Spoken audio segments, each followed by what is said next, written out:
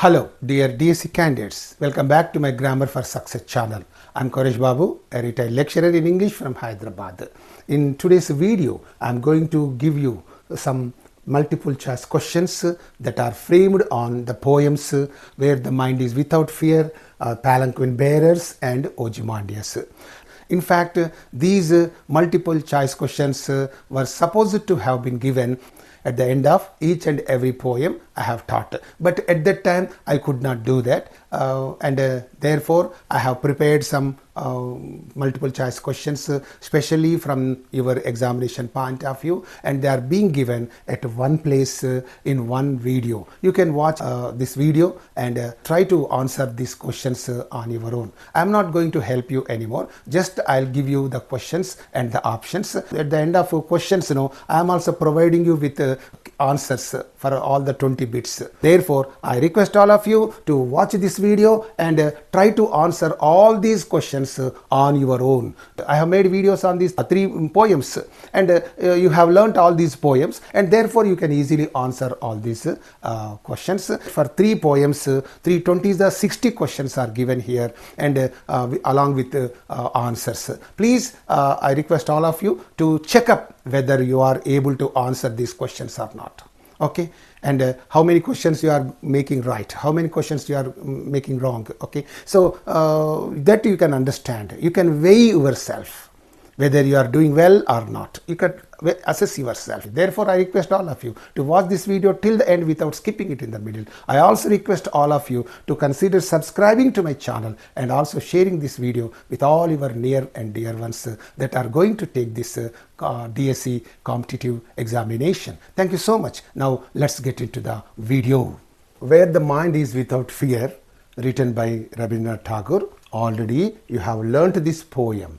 I have taught you this poem, and if you have any problem, you please refer to that poem I have taught you. Okay, and after that only you can solve these multiple choice questions. Okay, I am not going to help you anymore, just I would like to read out the questions and also the options given under that question. Right, and here who is the author of Where the Mind is Without Fear? It is the most general question asked in the examination. So here the options are given: Mahatma Gandhi, Rabindranath Tagore, Jawaharlal Nehru, Subhash Chandra Bose. Right, and next question: in which language was the original poem written? All of you know pretty well, and in which language it was written first of all. Okay, and here are mentioned some languages: Hindi, Bengali, English and Sanskrit. Okay, and now you go to other questions. What does the poet pray for in the poem? So what is the poet praying for in the poem? So here you know that very well. For wealth? No. Freedom, power, fame. You can choose the most relevant answer. Right. And here, what is the central theme of the poem? What is the central theme of this poem, Where the Mind is Without Fear? So here it is given: love, patriotism, freedom and enlightenment, and war. So you please choose the correct answer. Right. And now let's go to other questions. And here, what does the poet mean by Where the Mind is Without Fear? Where the mind is without fear means what? So you should know the meaning of that. So in a place without enemies, does it mean so? Or a place of no war, a state of mental freedom and courage, a state of physical freedom. What is the meaning of this Where the Mind is Without Fear? Right. And next question is like this: where knowledge is free refers to what concept? Knowledge is free means what? A knowledge of every sort should be accessible to all kinds of people. Okay, and both for the poor, for the needy, for the downtrodden, and for all sorts of people of the society. The education, the knowledge means education, must be made available. Okay, must be made available. So here then where knowledge is free refers to what concept? What is that concept behind this? Means here four options are given: free education. Does it mean everybody should be given free education? Okay, freedom from ignorance. Okay, free access to libraries, freedom from taxation. So you choose the most relevant one. Okay, now we move on to learn other questions. What does Where the World Has Not Been Broken Up into Fragments? Okay, what does this line imply? So here are the given options. Physical unity. Does it imply physical unity or unity in diversity, social unity, national unity? Which unity does it imply? Okay, that you have to choose from these four options. And then comes by narrow domestic walls. I have told you about this. What are the narrow domestic walls? Okay, signifies what? What do these narrow domestic walls signify? So the options given here are physical barriers. Okay, barriers means obstacles, hindrances, adankulu, something like that. Economic barriers, okay. Social and cultural divisions, political barriers. So what is the relevant answer? Correct answer you have to choose. Now let's look at other questions. Where words come out from the depth of truth. So where words come out from the depth of heart means, depth of truth means you must be honest, you must be sincere. So that point I have taught you when I was teaching you that poem. So here are given, emphasizes the importance of what? What does this line emphasize? It means honesty, silence, speaking softly, knowledge. What does it emphasize? Okay, right. And I go to the 10th question. What does the poet mean by where tireless striving stretches its arms towards perfection? What does this line mean? Because though the poem of Rabindranath Tagore is very small, it is very meaningful. And it is somewhat philosophical. You have to search for its inner meaning. Of course, you should not search for literal meaning, but its figurative meaning you have to search for. What is the figurative meaning of this? Okay, here that means a constant effort for improvement, physical exercise, searching for treasure, expanding one's territory. What is the correct answer? You have to choose. Now let's go to look at other questions. Here, where the clear stream of reason has not lost its way, represents what idea? So what does it represent? What idea does it represent? Means clarity of thought, physical cleanliness, clarity of water, and environmental awareness. Okay, which is the right one of these four options? You have to choose it. And here, into the dreary desert sand of dead habit suggests what? What is this dreary desert? So dreary desert means dull desert of sand of dead habit. What does that line suggest? Okay, and here are given four options: embracing new ideas, following traditions, stagnation and rigidity, going on an adventure. Which of these is going to be your correct answer? Okay, which of these options you are going to choose to be the correct answer? So you can do it at home. And here I hope you are taking the screenshots of all these slides, and you go to the other questions. And the 13th question is like this: what is the poet's vision for his country? What is Tagore's vision for his country? So here it is clearly given, and you also know pretty well about his vision. What is that vision? A powerful nation, okay, a peaceful and progressive society, a wealthy nation, a famous country. What is his vision for this country? Right. And 14th one, the poem Where the Mind is Without Fear is part of which larger work by Tagore? This is a part and parcel of a larger literary work. What is that larger literary work? So here he tells you Gitanjali, or The Home and the World, okay, Gora, Choker Bali. So Where the Mind is Without Fear is a part of which of these literary works of Tagore? Okay. Now you go to other questions. In the poem, what does ever widening thought and action signify? What does that? Because he's asking you for the meaning of all lines only. If at all any question is given from Where the Mind is Without Fear, you will be asked about that line. He will give you a line like this, and he will ask you the meaning of that. Because I have given you the meaning of each and every line of that small poem. So if you have any doubt, if you have any problem, please refer to that video, and again you can learn that poem, because for the Telangana DSC candidates, the examinations are around the corner, and from now onwards I'm going to upload a few more very important literary aspects and also poems. Mid-monsoon madness, the schoolboy, the Lake Isle of Innisfree, okay, Ode to a Nightingale, the cloud. These are the poems remaining. Leave this chanting. All these poems I'm going to upload in the coming few days. Okay, already you are thorough in English subject, and these are additional aspects through which you have to go only for an idea's sake, right? And here, what does this mean? Means expansion of empire, broadening of intellectual and social horizons, increasing population, increasing wealth. So that is there. And you go to the 16th one, where the mind is led forward by thee. What does this line refer to? Guidance from whom? Okay, for guidance from whom? The poet's teacher, the divine or God, the government, the poet's father. Where does it refers where the mind is led forward by thee. By thee means what? It refers to the guidance of whom?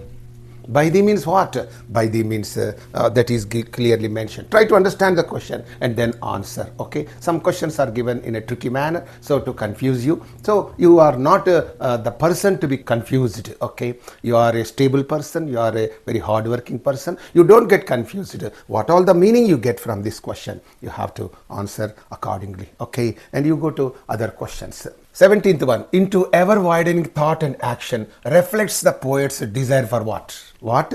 Desire of the poet is reflected in this line. Okay, what is that desire reflected? Exploration, innovation and progress, travel and recreation. What idea, what desire of Tagore is expressed in this? Into ever widening thought and action. Means what? Exploration, innovation and progress, travel and recreation. You please choose the correct answer. And 18th one, what does where the clear stream of reason has not lost its way contrast with? So what does this line contrast with? So here stagnant water, traditional beliefs, superstitions and irrationality, modern technology. So you choose the relevant answer. Please think of this. Okay, and now you go to other questions. 19th one is that the poem is a prayer to whom?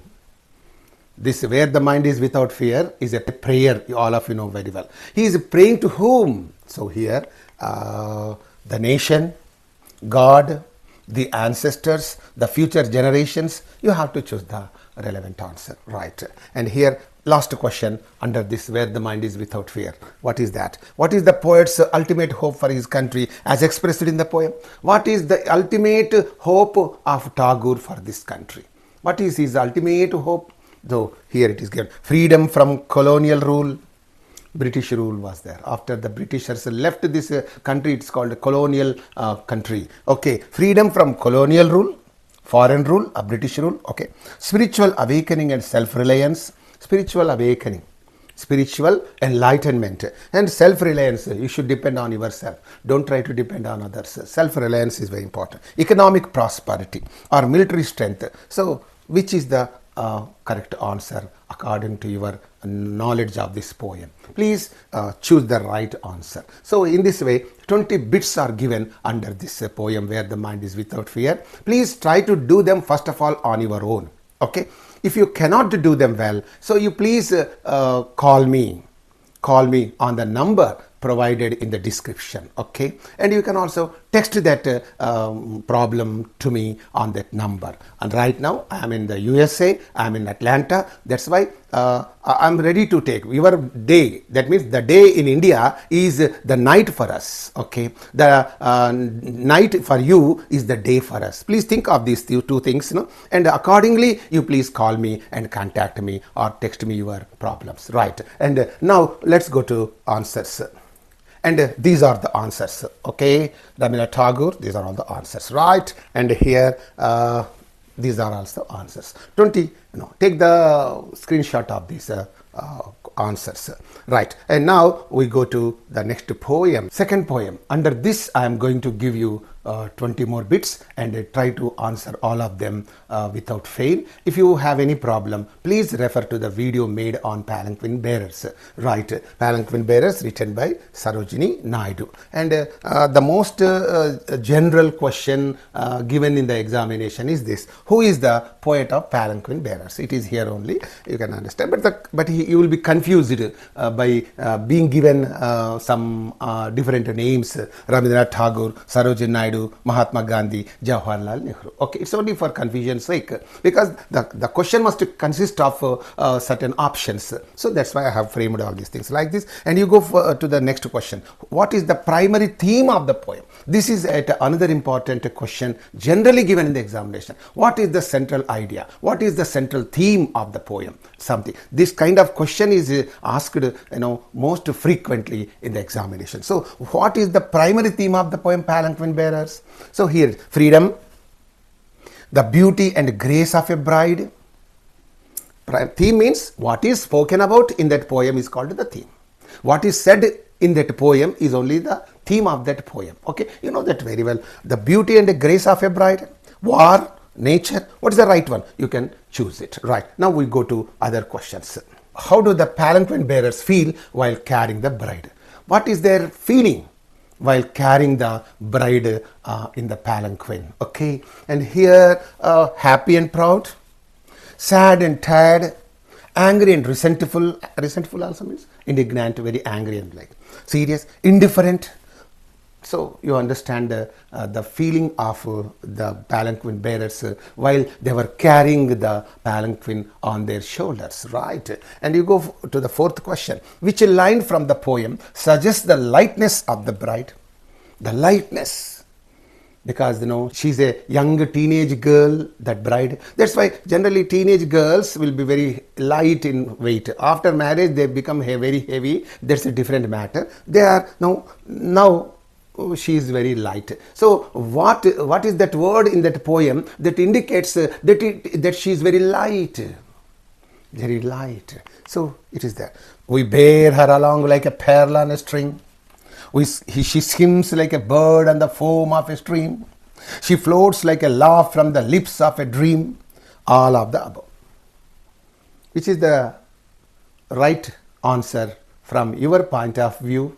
You know the poem. You know the meaning of the poem. Now you have to give the answer to this question. I don't help you anymore. Right. Now we go to other questions. Fifth question. What imagery is used to describe the movement of the palanquin? Imagery is used to describe the movement. Ahom, ahom, hum, ahom, ahom. Something like that. While carrying, when I was in my childhood days, I used to watch these palanquin bearers in our village. Okay. Yes. What imagery is used to describe the movement of the palanquin? Okay. Heavy and slow, graceful and light, erratic and unpredictable. Erratic means in a zigzag way or something. And unpredictable. They don't know where they are going, how they go and where they go. That's not unpredictable. Stagnant. Stagnant means being steady at one place. That's called stagnant. Still, stagnant and still. Which one is the right option from your point of view? Okay. And here she sways like a flower in the wind of her song. Suggests what about the bride? What does this line suggest about this bride? What does it suggest? She is delicate and beautiful.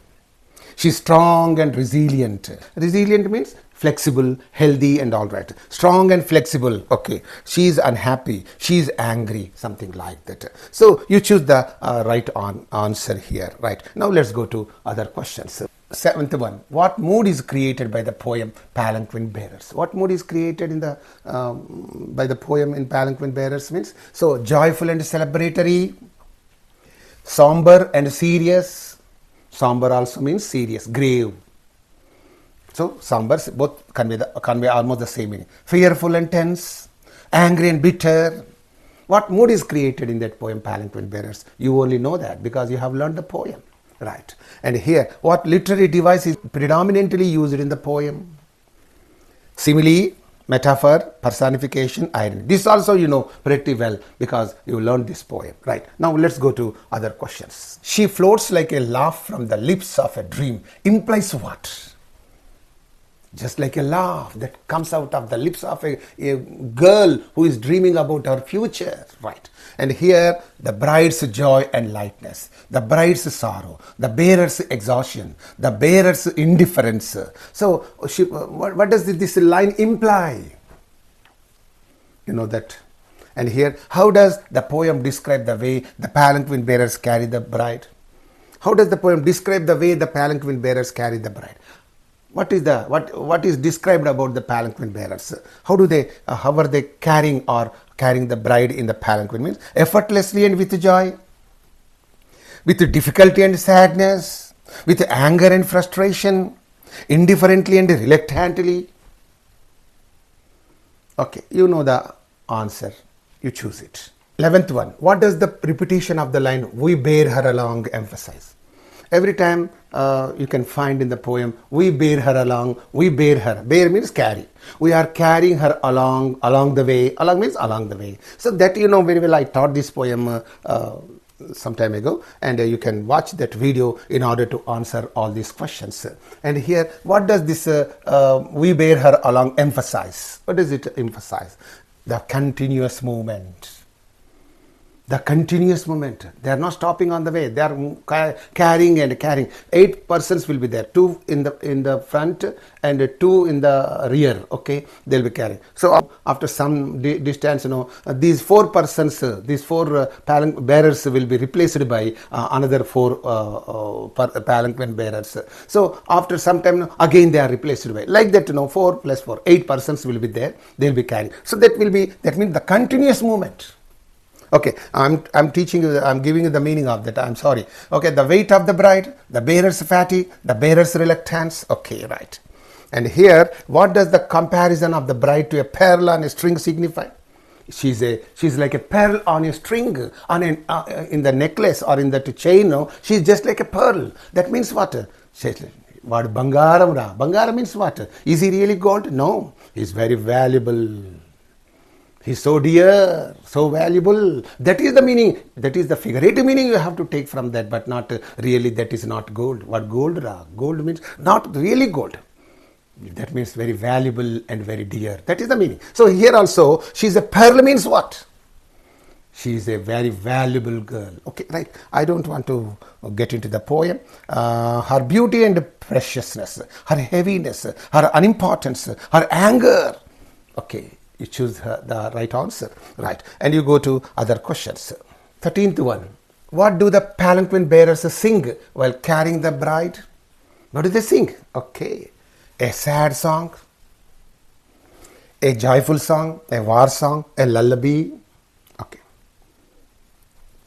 The poem Palanquin Bearers is often associated with what occasion? Generally, a bride is carried in the palanquin. Okay. Bride means what? It must be the celebration of a marriage. Okay, marriage. Only palanquins can be found in the marriages. Generally, of course, right. And here, so what is that occasion? A funeral? Is it a funeral? Okay. A wedding? Marriage? A festival? A battle? You know the answer, right? 15th one. Lightly, oh lightly, we glide and we sing. Suggests what about the bearer's attitude? So they are struggling. What does this line suggest? Lightly, oh lightly. Lightly. Okay, lightly. This is repeated. Repetition is there. Okay, they are struggling. Are they struggling while carrying the bride in the palanquin? No. They are enjoying their task. Is it that? They are indifferent. What is this? Carrying a bride in the palanquin. Did they think so? They are resentful. They are very angry, stressful. So choose the right answer, right? And here, what kind of rhyme scheme does the poem follow? You know that very well. What is the rhyme scheme? AB, AB, AA, BB, ABBA. Free verse. What is the rhyme scheme used in this poem? And 17th question. How does the poet describe the bride's movement in the palanquin? So how does the poet describe bride's movement? Here you have seen the movement of the palanquin bearers. Okay. And now you are going to see the poet has described the movement of the bride also. Bride's movement in the palanquin. Okay, here heavy and slow, light and graceful, erratic and unpredictable, rigid and stiff. Okay, how is her movement in the palanquin? Choose the right one. Right. And what does the simile? She falls like a tear from the eyes of the bride. She falls like a tear from the eyes of a bride. What does this line suggest? In this simile is there. She falls like a tear. She falls like a tear from the eyes of a bride. What does this know? Sadness and delicacy, joy and strength, anger and resentment. The same convey the same meaning. Anger means resentment. Resentment is indignation. So something like indifference and boredom. What does this simile, this line suggest? Okay, that you can find in these options and choose that as your correct answer. Now we move to the other questions. 19th one. The poem reflects which of the following? Which of the following? It is reflecting. What is it reflecting? Okay, cultural traditions of India, Western customs, modern practices, technological advancements. What is that? Okay. Last question. Softly, oh softly. Earlier we have learned lightly, oh lightly, we bear her along. So here, softly, oh softly, we bear her along. Conveys what kind of imagery? Softly, softly means, okay, what kind of imagery? Okay, imagery. Softly they are carrying means, what do you understand from that? What visualization do you have in your mind? Okay, harsh and rough. Softly, softly means, does it mean harsh and rough? Gentle and tender, loud and noisy, fast and hurried. So dear DSC candidates, please try to answer all of them. If you cannot answer any of them, please refer to my video made on the Palanquin Bearers. Please watch it again. Very quickly you can watch it. What is there? Okay, and now I'm going to give you answers for all these 20 bits. If at all you find any difficulty, you can just refer to these answers. Okay, right. Okay, take a screenshot of all of them. Okay, right. We are going to see the questions given under Ozymandias, written by P.B. Shelley. Okay, Ozymandias poem is also very, very important, very interesting, and you can easily, I hope, answer all the questions given under this poem, Ozymandias, right? And here, who wrote Ozymandias? Here it is okay because the name is here. In the examination, you get confused because no other names will be given. The examiner wants to confuse you as much as is possible for him. వాడికి ఎంత వీలైతే నేను అంతగా confuse చేయడమే వాని ఉద్దేశం. అందరు గెలిస్తే ఎవరికి ఉద్యోగాలు ఇస్తాడు కాబట్టి he wants to eliminate most of the candidates. So that is only his target. But what is your target? As far as possible, you want to do all the things correctly. That is your target, but his target is different. He wants to eliminate all the candidates because 2000 jobs unte 1,00,000 మంది ఉన్నారు. అందరికి ఉద్యోగాలు ఎట్లా ఇస్తాడు? అందులోకించి 2000 తీయాలి. 2000 తీయాలంటే ఈ 95,000 మందిని తీసి పడేయాలి. He has to remove all the 98,000. So for that purpose, the examiners give a tough question, confusing questions. Tough questions and confusing questions the examiners will give you in the examination, right? And who wrote Ozymandias? Here it is very simple, but in the examination it is difficult.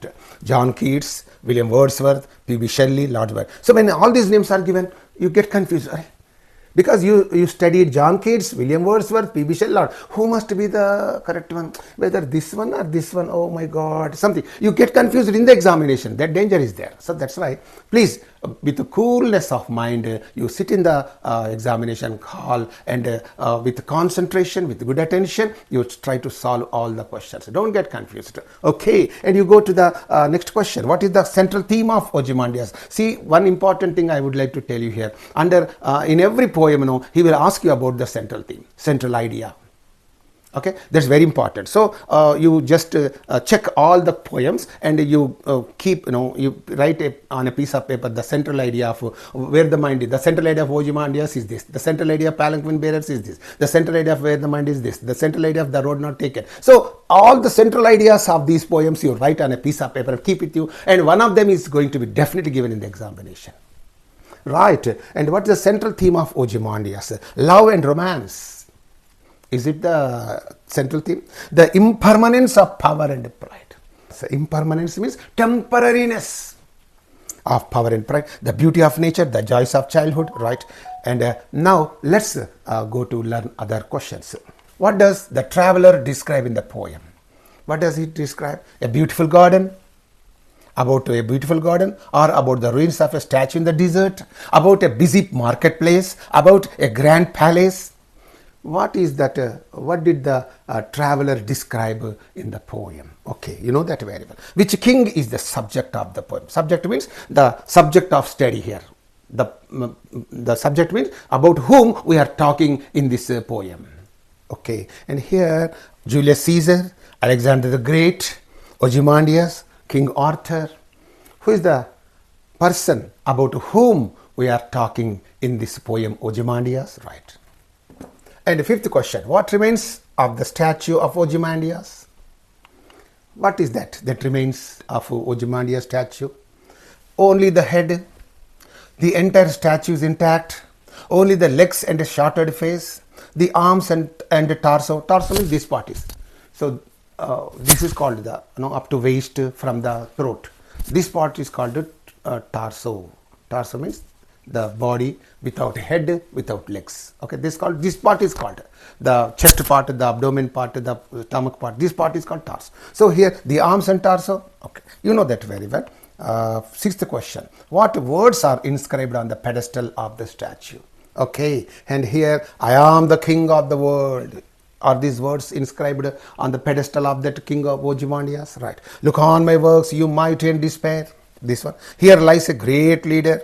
Fear me, for I am powerful.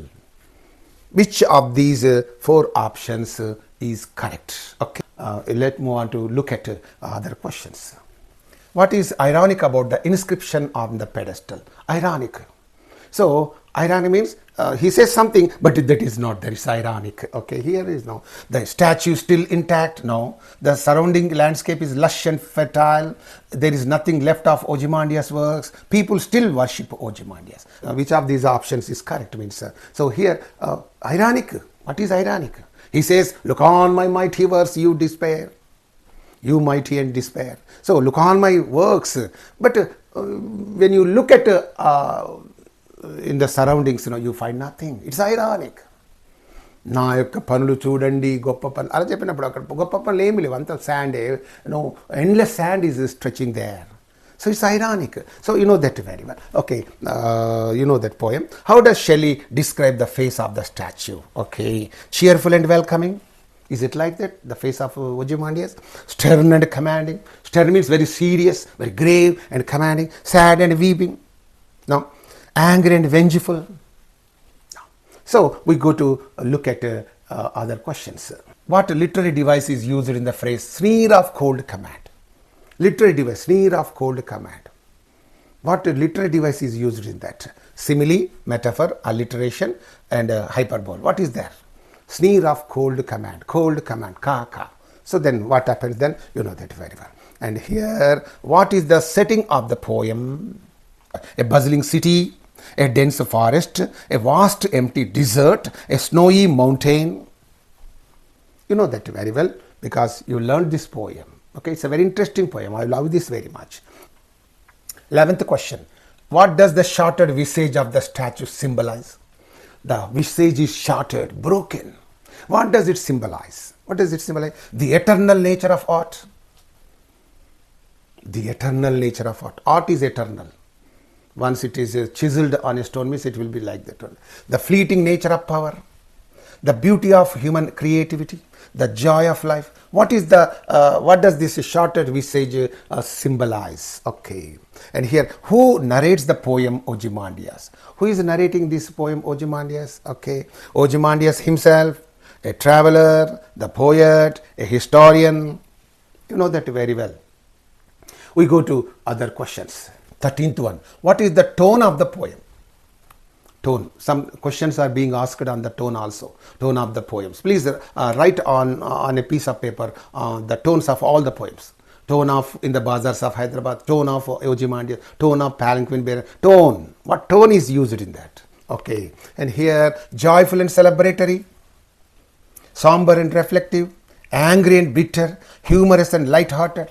What is the tone of this poem, Ozymandias? Okay. Which word best describes the condition of the statue?